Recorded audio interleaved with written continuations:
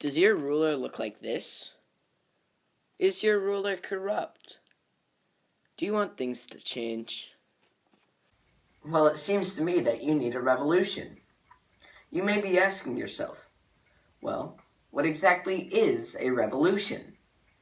Well, lucky for you, you have purchased my guide on how to have a successful revolution.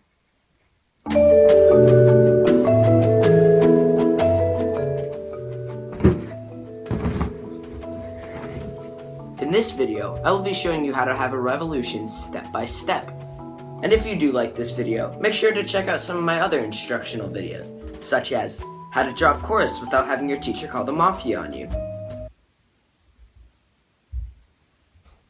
Hi, my name is Charlie Hadabach, and I'm a historian. And like all other informational videos, I'm always located in the most irrelevant places as to what I'm talking about. This is a warning that this video may contain scenes of violence, but like all informational videos, the cameraman doesn't know how to hold the camera, so it's nothing to worry about. Without further ado, this is my guide on how to have a successful revolution.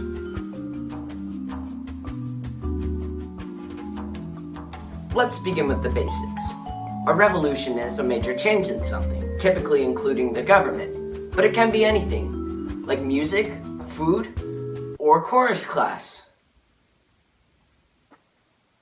Revolutions are very important periods of times in history because they often lead to a better life for citizens, making the majority of people more happy.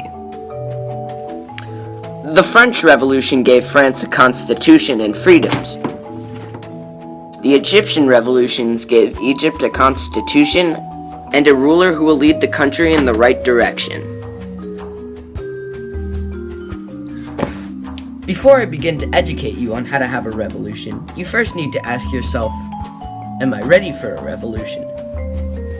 An easy way to tell if you're ready for a revolution is if you're being oppressed by unacceptable restrictions in the government or society, or even in religion or the economy. If your answer was yes, then keep watching. If your answer was no, I'm sorry you wasted your money.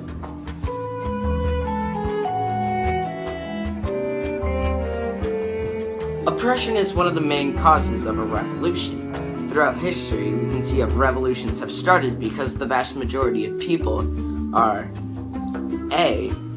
have a lack of freedoms, B. are being ruled by unfair laws, and C. the government isn't meeting the people's needs. In France, 1789, the third estate was oppressed by the other estates and had no freedoms of speech and religion. In Egypt, 2011, the government oppressed the people and citizens by cutting their lack of freedoms, such as freedom of speech. In order to have a successful revolution, you'll need these two things. Those include an idea on what you want to change and how might you go about it to get this change, and people to support your ideas. Without these, your revolution will fail. Just like me in chorus class.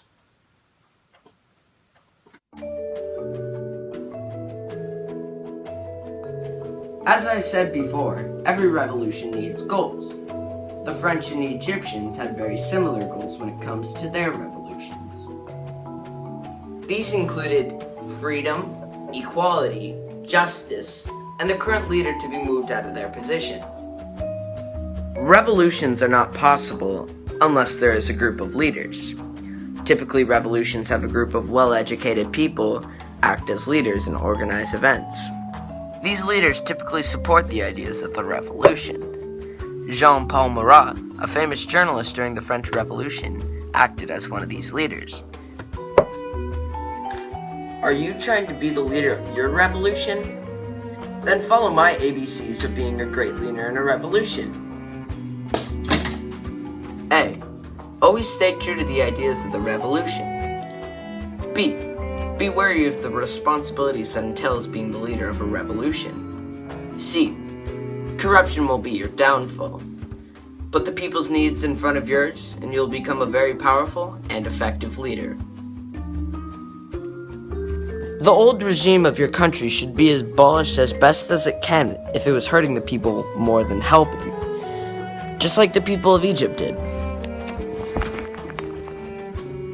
Now that your old ruler is out of power, someone must take charge, but the question is, who? It is very common for the first few people to step into power after the old ruler may not meet the needs of the people exactly, but this is okay. This happened a number of times in France. The Legislative Assembly and the Directory both failed to meet the needs of the people. As you can see here, the Legislative Assembly was too torn on what side to be on. There was the radicals and the conservatives. It is very important when running a revolution that the leaders be on the same ideas that help the revolution's cause. But there's also many examples of great leaders, such as Napoleon Bonaparte of the French Revolution.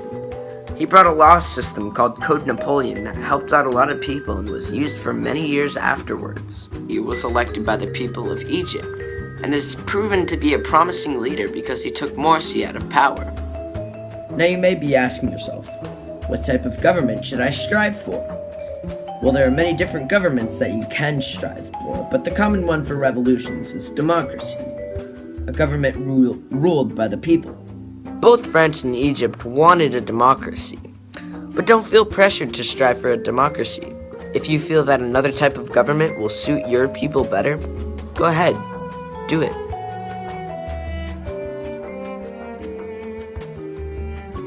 Now that I've educated you on how to have a revolution, it's time to tell you how to preserve a revolution. Many things may seem not to go to plan, but a revolution without difficulties isn't possible. One thing you want to be aware of is a ruler who's trying to gain absolute rule. This happened in France with Robespierre, and it ended up in the death of thousands. It also occurred in Egypt with Morsi, who tried to gain absolute rule, and by that, starting many fights with peaceful protesters and the military. If you think your ruler is trying to gain absolute rule, say something. Better safe than sorry. Another common thing that can be a setback is people with different ideas on what they want to change. Try best as possible to get on the same page with everyone. Congratulations, you have officially completed my guide on how to have a successful revolution. You're on your way to a brighter day. Good luck, your revolution.